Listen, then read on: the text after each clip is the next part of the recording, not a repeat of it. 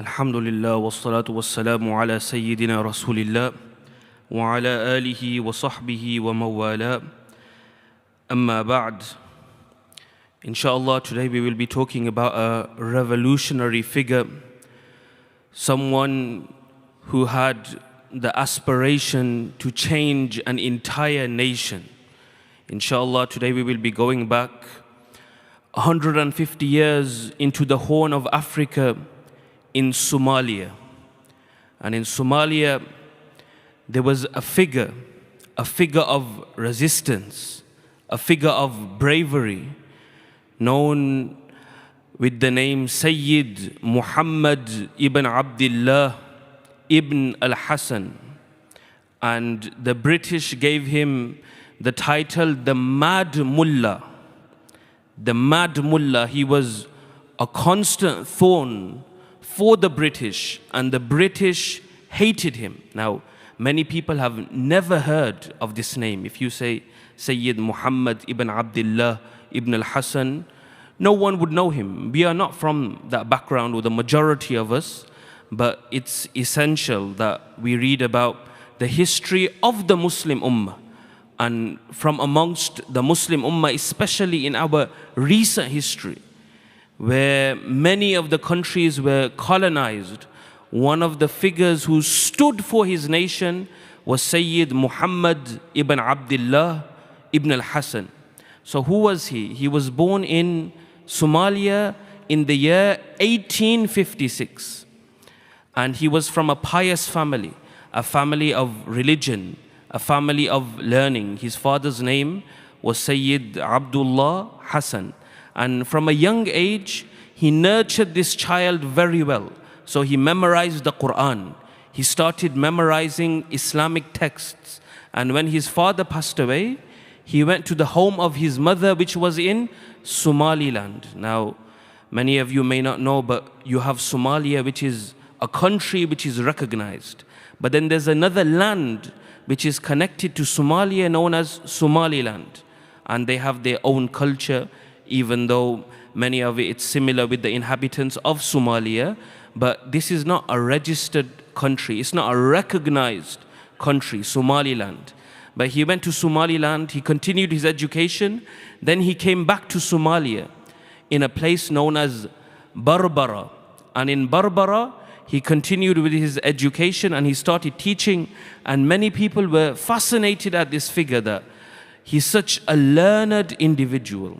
And despite his learning and despite becoming a teacher, he moved once again to go and further his aspirations and study the sciences of Islam.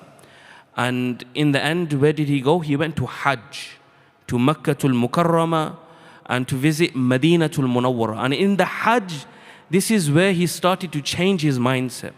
What was happening in the world at that time? In the world, the Islamic empire was becoming weak. The Ottoman Empire, which was the Khilafah for the entire Muslim Ummah, was becoming extremely weak. The Muslim countries were being colonized one by one. The colonial superpowers in Europe, they were dividing the Muslim land, and they were saying, this is ours, that's yours. And they did this, we all know, to India, the regions in Asia, the regions in Africa. And the Sayyid Muhammad ibn Abdullah ibn al-Hasan, he started thinking in Hajj. This was his period of reflection. This was his period of purification. So much so that when he went back to Somalia, this was a man now who was ready to tackle the superpowers of that time. And who were the superpowers in that region? Britain, number one. Britain, the British Empire, is the most powerful empire maybe in human history. So Britain was there. Who else was there? Italy. Italy was there. Who else was there? Ethiopia. Ethiopia started to send Christian missionaries to go and spread Christianity. And now imagine the difficulties of that time. Imagine the power that these people have. They have warplanes. They have rifles. What do the people in Somalia have? They have nothing. They don't have anything. They don't have, the weapons that they have. They do not have the strategies that they have. They do not have, the warfare, the weapons of warfare that they have. They do not have the generals that they have. But this incredible man, Sayyid Muhammad ibn Abdullah, he started to think, and then he started to call his people. And he belonged to a Sufi tariqah known as the Salihiyya. In Somalia, there's two main tariqahs which are very common.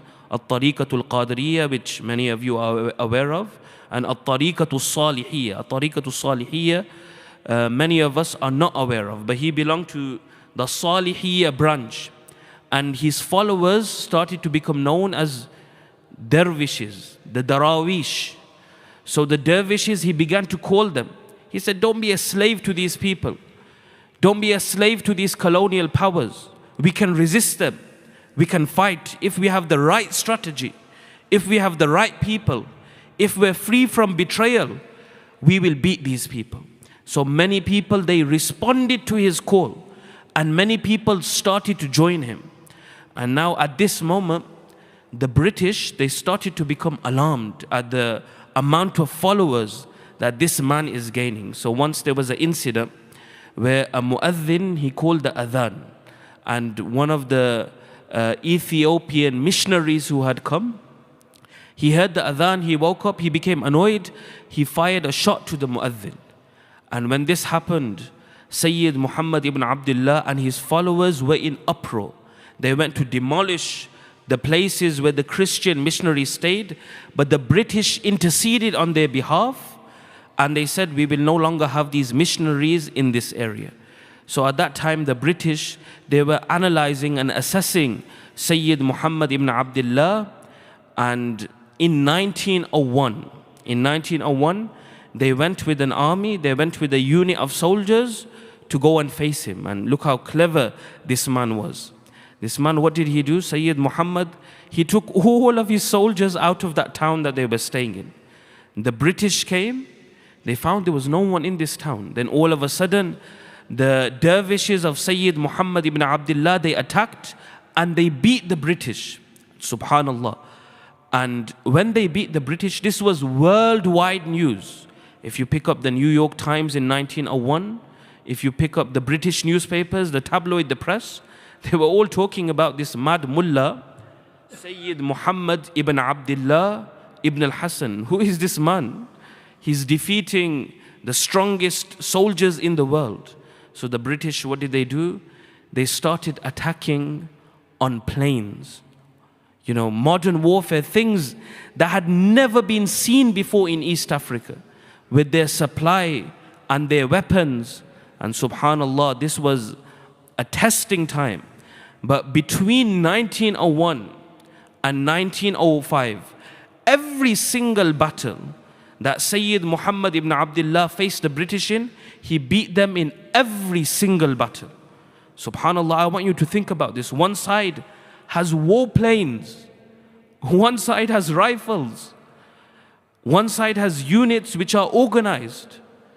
But then it takes a great man to think, a visionary. Sayyid Muhammad ibn Abdullah, he had a strategy. He wasn't someone who was only an alim.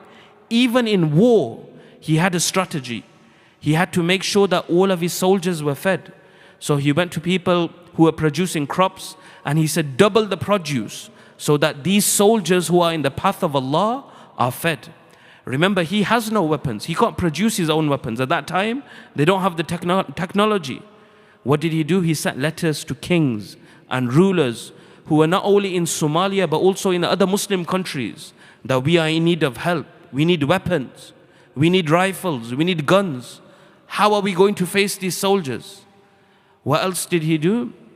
Subhanallah, this man went through so much that the British, what did they do when they knew that they couldn't beat him? They went to the kings and rulers and they started to bribe them. They started to give them gifts. They said, come, join us. We'll give you a salary. We'll give you gifts. And many people did betray him. And inshallah, in the ending, maybe after the sunnahs, I'm going to read a long letter that he had written for the people who are munafiqun. So the British at this moment in time, they were astonished and baffled by the achievements of this man, the way he united a nation, the way that he never had any weapons or anything, the way that he bought these weapons, the way he organized his people, the strategy. Because remember, when a power always comes from the outside, they do not know the homeland like the people from the inside. And Sayyid Muhammad ibn Abdullah knew that they did not know this. So because of his knowledge of the land, the strategy that he employed, the people that he had with him, and subhanAllah, what did he do? He sent a letter to the kings. And there was one famous king, he sent a letter to him, and these letters are preserved. He says to the king that the job of uniting and organizing and inspiring the people is the job of the king. If the king does not employ strategies or he does not organize his people, then he is disobedient to Allah subhanahu wa ta'ala. At the same time, he was also writing to the ulama. There's one letter that he wrote to Sayyid Abdullah ibn al-Idrus rahimahullah, that he said it's the job of the ulama to inspire and instruct the people, instruct them to follow good, instruct them to abstain from evil, inspire them to do good, inspire them to defend the nation. And then he says that uniting with these infidels and uniting with these disbelievers does not befit that of a Muslim. So this man, because of the letters that he sent to kings, to scholars, he started to gain the support of a nation. And many of the people started to stand behind him. And in that time between 1901 and 1905, like I said, he never lost a single battle against the British, not a single one. And the British, what did they do at this time? When they saw that they couldn't beat him, they retreated. They had conferences in London, conferences in Munich, conferences in Paris. What are we going to do about the situation in Somalia? There's a madman known as the Mad Mulla who doesn't let us conquer this land. So the British decided that we will give him a peace treaty. And so they went over to him. They gave a peace treaty signed by the British, signed by the Italians. Remember, the British and the Italians were rivals. But what did they do? To unite against the Muslims, they said, we will accept you as the leader of your land. You accept us as the leader of our land. They united with one another, and they sent Sayyid Muhammad ibn Abdullah, they sent him a peace treaty that you will be the deputy of Somalia. You will be the deputy. You will be the king. You will be the king of this entire region, but then you will be underneath us. We have the British administration. We have the Italian administration. If there's any problems that arise, then you will sort that out with us. And they gave him a territory which was in between Britain and Italy. And so he signed this treaty, but at a moment of reflection, when he started to reflect over the treaty of the British, he started to realize, because he was an incredibly clever man, he sensed that these people, they are trapping me. They've given a region where it's easy for them to overcome us. And at the same time, this is my land. How can I be a deputy to you? This is my land. This is Somalia. I am a Somali. How can I be a deputy to an Italian or to someone from Britain? So what did he do? Less than a year later, he declared that that treaty is null. And this is when the British, they said to him, you will be the king. You will be the king of Somalia. They gave him, gifts from the queen. They said, we bring you greetings from the queen. They said, this all is yours. You're the king. And this great man, he began to think to himself. And what did he reply? He said, my aim was never to become a king. But what my aim was to get rid of the shackles of colonialism.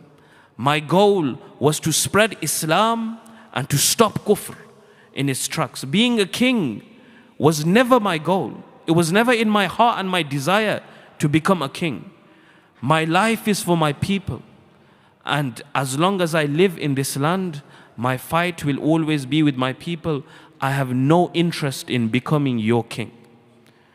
And subhanAllah, when the British, they heard this, that this man, that we're offering him lands, we're offering him to become a king, and we're offering peace with him. And they saw that this man is never going to accept anything that we offer him. They started to bribe people. Now, this is from the old handbook, classic British propaganda. They knew at that time how to divide the Muslims. So what did they start to spread among the people? That this is a man who drinks alcohol. This is a man who has relationships with women. Even the Salihiyya, those who read history, the Salihiyya Sufi order to which Sayyid Muhammad belonged to, never had always a great relationship with the Qadri order. So what did they say? This person's an innovator. This person's a mushrik. This person, he labels other people as innovators and mushriks. Classic British tactic. And we all know this from India. We don't need to go deep down into the history, how they divided everyone into sects and factions. They did exactly the same thing in Somalia. They went, they said, he's a Sahili, you're a Qadri. You go to the shrine, he doesn't go to the shrine. So on and so forth, to divide the Muslims. What did they say? He's a corrupt Muslim. What did they start to spread? That he's someone who's greedy for power. And in the international press, how did they paint him? They painted him as someone who's only interested in fighting, in war, in killing, in bloodshed. And they started to spread this propaganda about him. And subhanallah, how did he respond? He responded to the people in the language that they know best. And what is that language? That language is poetry. Sometimes, wallahi, poetry can inspire a nation. We only need to look at Allama Iqbal, for those who are from the subcontinent, to tell people how a poet can change the thinking of a people. And subhanallah, when they started to spread this propaganda against him, that he is an evil person, he's a person who's interested in bloodshed, he's only a person who's interested in war, he started to respond in poetry. He said that I am not the oppressor, you are the oppressors. I am not the one that wants to spill blood, you are the one who wants to spill blood. I am not the one who leaves these people hungry. Rather, it's you who have left these people hungry. You are the same people that even fight one another over the crumbs in between the huts that they live in. And when he gave this cry, he awakened a nation. You know, when propaganda is there, it's so difficult for someone to see the truth, for someone to see falsehood. But in the language that they knew best, he started spreading this message. And many people who were from that land, many were already supporting his message. He started to get a stronghold of that land. People recognized him as the leader of that land. And he knew that the British, when it came to 1919 or just before 1919, they decided, you know what, we are going to annihilate this guy. This guy has given us so many problems that the only way to end this is to finish him off. And who does he write to? He writes to the Ottoman Empire. The Ottoman Empire was in its final years in that time. And he writes to the Ottoman Empire. And the way he addresses them, he says, to the sublime Ottoman Empire, to the leader of the Muslims, to the Caliph of all the Muslims. It shows that he and the other Muslims as well, they recognize the Ottoman Empire as a Khilafah. He said, the only rule that we accept is your rule. You are the glorious sons of Usman, the first, the only Caliph, and the only rule and the only administration that we accept is yours. And at that time, the Ottomans, they were fighting with the British and the Italians as well. They said, once you have declared jihad against the British and the Italians, following in your footsteps, we do the same thing. We recognize your right to rule, and we recognize your khilafah, and we recognize the mission that you are striving in, and we are followers of the same mission. Never do we accept, and never did we accept, the British and the Italians to be the rulers of this land. We are the people of this nation, and the only rule that we see as correct is your rule. And they asked them, we need supplies from you. We need weapons from you, because one of the letters that they had written before was intercepted by the British, and then the Ottomans responded in the best way that they can. Arab traders would come, they would give them weapons, they would help them, they would give them supplies, until in the year 1921, the British, they started to drop bombs. They started to, with modern warfare, it's very difficult for these people, so much so that bombs were raining on their homes. And Sayyid Muhammad ibn Abdullah, he sustained an injury from one of those bombs, and eventually he succumbed to one of those injuries. And the British, what did they want to do? They wanted to find his corpse so that they can take his skull and make it an ashtray for the queen. But the Salihiyya, his followers known as the Darawish, the dervishes, they hid his body so that they couldn't get his body, and like that he was preserved. Inshallah, just before we read the Sunnahs, he's got a famous letter that he has written against the hypocrites, the Munafiqun. Inshallah, I'll read this letter to you. This is a letter known as the Hypocrites Discussion, written by Sayyid Muhammad ibn Abdullah ibn al-Hasan as-Sumali. He says, after praising God and praying for His Messenger, we are a people who rose with determination and faith, resolved to defend our religion, homeland, and honor with the last drop of our blood, striving in the path of Allah to uphold the word of Islam until we achieve our goals or are eradicated from the earth. We are a people who do not submit to the enemies of our religion and homeland, even if their soldiers multiply, their attacks continue, their destructive machines diversify, and their pressure on us intensifies. Many non-national individuals and foreign employees may join their ranks, but we strive to purchase paradise from Allah with our wealth and lives, demonstrating our sacrifice in jihad and our sincere faith in Islam. We are a people who do not allow infidels to occupy or govern our land. We do not ally with colonizers, neither through coercion nor threat. We do not abandon the laws and provisions of the Sharia, nor do we make them subject to tyrannical laws and judgments of disbelief.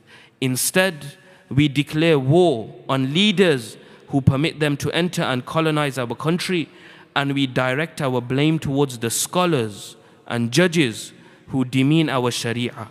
In the early 14th century, several countries, namely England, Italy, France, and Abyssinia, resolved to colonize our land. The four countries then agreed not to clash over colonizing these new lands, and exchanged secret correspondence unknown to all citizens. These secret communications apportioned shares of our land among the four countries. Before they could realize this dream, we declared jihad against them. We declared jihad against them, which stood as a barrier preventing them by the will of Allah Almighty from realizing their ambitions and outlining territorial borders in our land as long as we live. The written lines on paper will be of no avail to them. We are a people whose people sold them for a low price to the enemy. The English, Ethiopian, Italian, and French governments spent a lot of money on this, and some Somali tribes joined them, submitting to the patronage of those countries by their own choice and willingness, led by their sultans and leaders, and incited by their scholars to wage war against us. It's as if the leaders don't understand the bitterness of slavery and colonialism, nor do they realize the humiliation, shame, and degradation that will befall them and their people once the air is cleared of those who oppose these countries. They don't realize that these countries want to invest their resources for the benefit of their own countries and don't want to bring the wealth of their countries to these ignorant fools.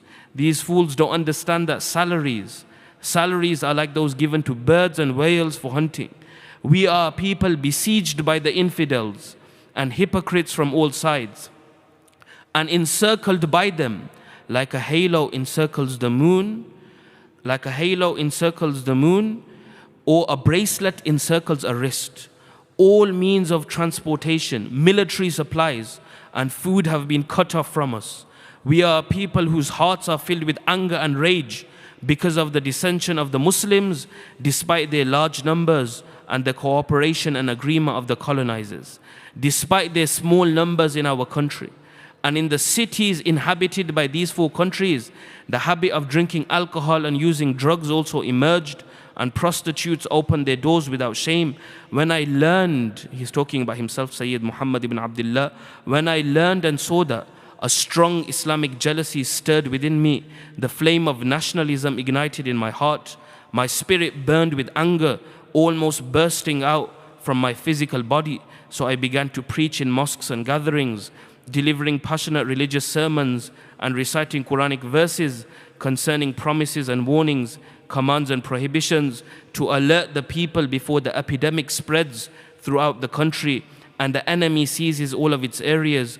I continue to warn the people and call out to them, but there is no life to whom I call and no wisdom for whom I warn. And then I warn them about offering their homeland to the missionaries and about recruiting their men for the enemy and conqueror. They said to me, you want to cut off our livelihoods and destroy us with poverty and hunger. So I said to them, your provision is with Allah, not with others. Have you not heard the words of Allah? And there is not a creature on earth, but that on Allah is His provision, and He knows His place of dwelling and place of storage. All is in a clear record. May Allah Almighty raise the ranks of this mujahid, this soldier who fought against colonization. And the reason why I'm mentioning this is when you hear this letter, many of us, we always think about the land of Palestine and the difficulties that they are in, even in his position. Sayyid Muhammad ibn Abdullah, what was he fighting against? He was fighting against the superpowers of his time, the British, the Italians, modern warfare, planes, rifles, guns.